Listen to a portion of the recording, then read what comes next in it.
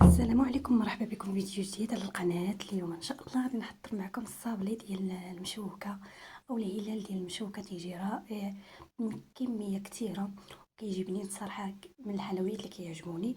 الا عجبكم الفيديو ما تبخلوش عليا باللايك والاشتراك وتفعيل الجرس باش يوصلكم دائما كل جديد. غادي ندوزو المقادير وطريقه التحضير. المقادير ساهلين بسيطين. بيضه بحراره الغرفه، واحد 125 غرام من الزبده الطريه، كاس ديال سكر سنيدة، وكنخلطوا جميع المكونات. قول لي في التعليق كيف دايرين، لاباس عليكم؟ تحمدوا الله. كيدير مع شي برد، كيدير مع القرايه اللي عنده وليدات، وكيدير مع النواض بكري. صراحه الحلويات من الاسهل الحلويات اللي كيعجبوني. كيف ما قلت لكم ساهلين وبسيطين وما كياخذوش بزاف ديال الوقت، وحتى في الطيب ديالهم دغيا وفي المنظر رائعه، وكتستاهل انكم تجربوها. هكا الطويلة العيد المناسبات كنزيدو عليه كاس ديال الزيت، ودائما العبار بنفس الكاس اللي عبرنا به من الاول المكونات تنبقاو نعبرو به دائما. كنزيد هذاك الكاس ديال الزيت النباتيه، كنخلط جميع المكونات حتى كيولي عندنا واحد الخليط لين هكا.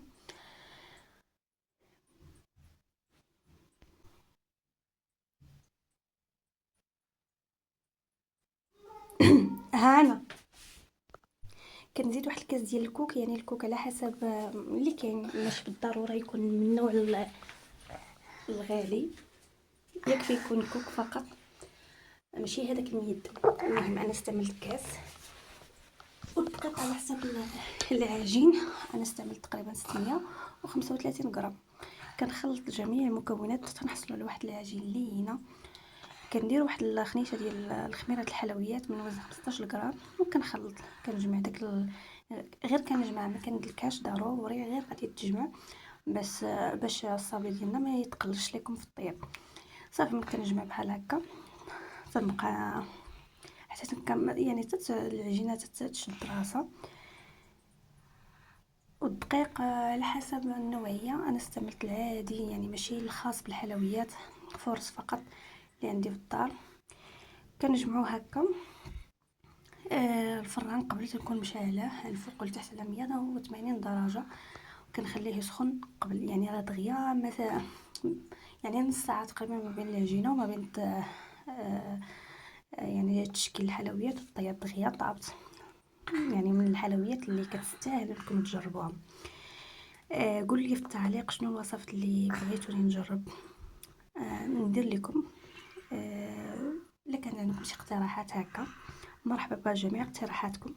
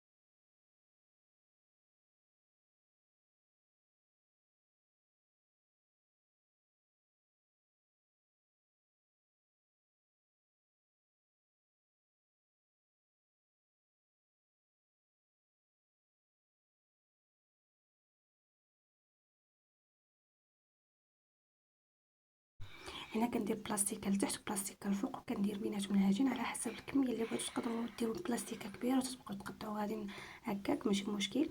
كنسرحها بالدلاك هكا، واحد السمك يكون لا غليظه لا رقيقه، تكون متساويه.